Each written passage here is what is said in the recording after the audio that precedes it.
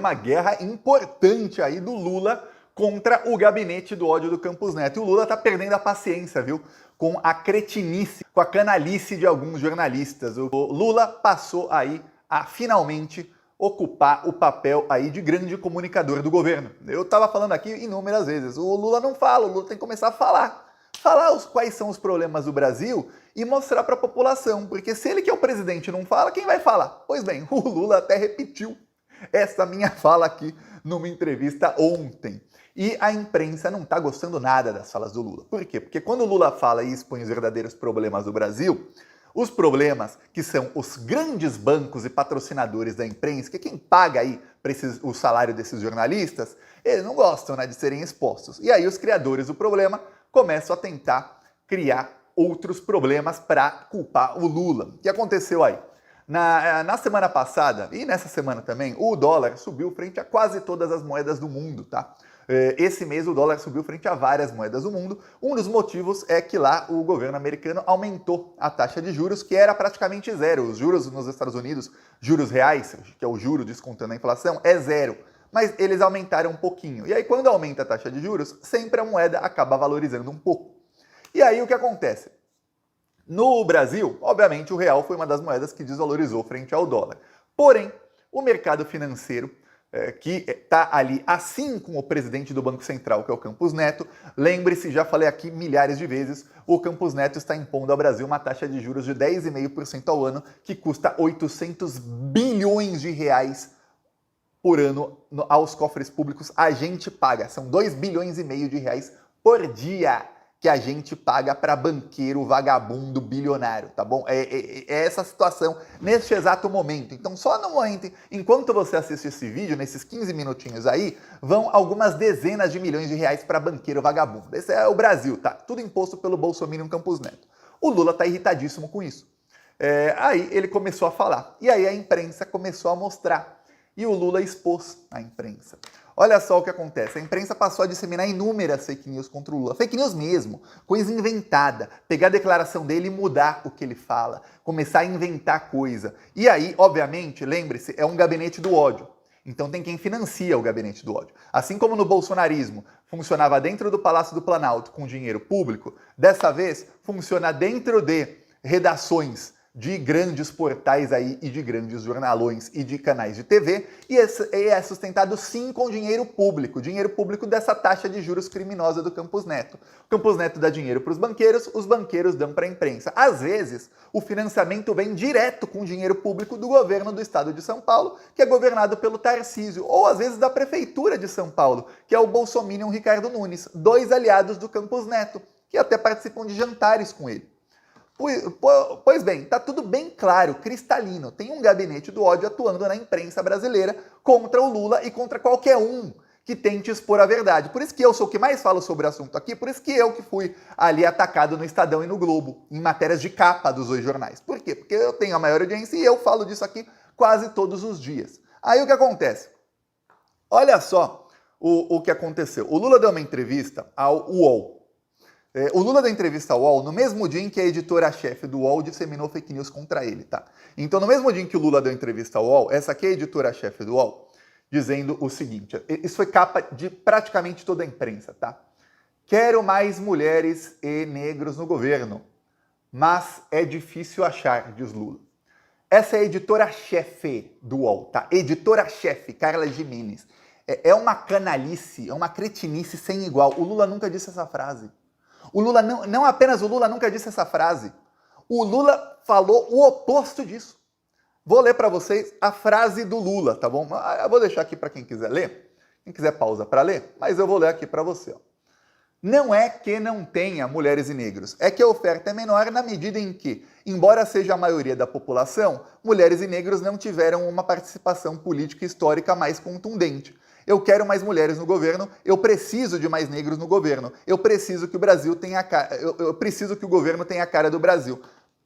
Ele não falou nada do que disse a repórter do UOL. Ele está criticando o fato de que, nas últimas décadas, mulheres e negros não tinham participação na política e não tinham por causa de machismo e racismo, é óbvio.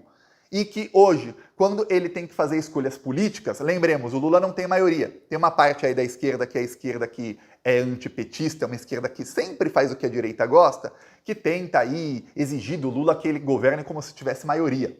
E o Lula não tem. Se ele fizer isso, ele sofre um golpe igual a Dilma sofreu. E aí o Lula tem que fazer acordos com o Centrão. Sempre que ele faz um acordo com o Centrão indica homens brancos. É isso. E aí o Lula, quando o governo dele perde terreno, dou um exemplo, o Ministério do Esporte, ele escolheu uma mulher. Só que o governo Lula foi perdendo terreno, ele teve que entregar o Ministério do Esporte. O Centrão indicou quem? Um homem branco. E aí parte da esquerda, que é aquela esquerda, sempre a mesma esquerda, fala, ai, tá vendo, o Lula tirou a mulher do governo, Eles queriam aquele ministério, dos ministérios ali que ele podia entregar, aquele era com a menor verba, ele tirou, não tinha o que fazer, indicaram um homem branco. Então o Lula fala, eu preciso de mais negro no governo, eu quero mais mulheres, só que quando a escolha é política, não tem. O Centrão indica homens brancos, por quê? Porque é só você ver o Congresso Nacional. A esmagadora maioria são de homens brancos, ou quando é mulher, também 90% delas, 95% delas, brancas. É só ver, então o Lula falou isso. Aí o UOL inverte o que disse o Lula, para parecer que o Lula é um cínico. E olha que ele deu essa declaração ao UOL e essa editora-chefe do UOL. O Lula não dá entrevista pro Plantão Brasil, né? Mas lá pro UOL, pra editora-chefe mentir. Esse é o tamanho da canalice, tá? Lembremos, o Grupo Folha UOL recebeu 16 milhões de reais para fazer campanha pro Ricardo Nunes. Imagina se eu recebesse 16 milhões do governo Lula para fazer vídeos elogiando o Lula sem dizer que é vídeo pago. Eu já estava preso. O UOL e Folha receberam 16 milhões para fazer matérias elogiando o Ricardo Nunes, prefeito de São Paulo, sem dizer que era matéria paga. Saíram as matérias na página da Folha. Se isso não é gabinete do ódio, eu não sei o que é, porque o mesmo jornalista, a mesma jornalista, passa a disseminar fake news contra quem é contra o Ricardo Nunes. E agora o Ricardo Nunes está do lado do Bolsonaro e eles passam a atacar o Lula com fake news, recebendo dinheiro público. Só aí no UOL você vai ver quem são os grandes patrocinadores. Eu te digo, Itaú, Bradesco, Nubank, aí, que estão aí recebendo bilhões da taxa de juros do Campos Neto e cujos donos fazem aí encontros com o Tarcísio e com o Campos Neto. Daí, olha, não é só ligar os pontinhos, não precisa nem ser um grande Einstein, não é nem aqueles joguinhos de criança. Eu lembro quando eu tinha uns 5 anos de idade, que era ligue os pontos, aí você ligava ali, 30 pontinhos, saía um elefante no fim. Não, esse é só ligar 2 pontinhos aqui. Imprensa recebendo dinheiro público do Campos Neto, do Tarcísio, do Ricardo Nunes, imprensa atacando com fake news o Lula. Aí olha só, o Lula deu a entrevista para o UOL, e antes da entrevista do Lula, o dólar começou a subir. Por quê? Porque o dólar estava subindo no mundo inteiro. A imprensa toda passou a culpar o Lula e dizer que o dólar subiu por causa das declarações do Lula. Aí o Lula chegou bravo, Lula, bravo mas sorrindo, tá? E falou o seguinte, olha só, vamos lá, fala do Lula aqui. Vou até colocar um pouquinho mais acelerado aqui. Vamos lá. Quando eu terminei a entrevista, a manchete de alguns comentaristas era de que o dólar subiu pela entrevista do Lula. E os cretinos não perceberam que o dólar tinha subido 15 minutos antes de eu dar a entrevista. 15 minutos antes. Ou seja, então esse mundo perverso das pessoas colocarem para fora aquilo que querem sem medir a responsabilidade do que vai acontecer é muito ruim. Eu queria dizer para você, pode ter certeza, quem estiver apostando em derivativo vai perder dinheiro nesse país. Vai perder dinheiro nesse país. As pessoas não podem ficar apostando no fortalecimento do dólar e no enfraquecimento do real. Eu já vi isso em 2008. Quem é que não lembra a quantidade de empresa que quebrou? Quem é que não lembra o que aconteceu com a Sadia? Quem é que não lembra o que aconteceu com a Cara Cruz? As pessoas achavam que era importante ganhar dinheiro apostando no fortalecimento do dólar e no fracasso do ato e quebrar a cara. E vão quebrar outra vez. Vou quebrar porque eu não votei para ser presidente para dar errado. Eu só votei porque eu tenho consciência que vai dar certo esse país. Quando eu terminei a entrevista... O Lula foi até bonzinho falar, esses cretinos não perceberam que o dólar... Eles perceberam sim, Lula. O Lula sabe que perceberam, mas ele foi legal com eles ali. É fake news mesmo, da pior espécie. E aí, todos os jornalões fizeram editoriais contra o Lula. E aí começou o ataque contra o Lula. Aí hoje é a mesma coisa, estão falando, o Lula deu entrevista, deu ontem ao Tempo, deu entrevista hoje também, e estão falando que o dólar subiu por causa das entrevistas do Lula. Nada a ver, o dólar está subindo no mundo inteiro.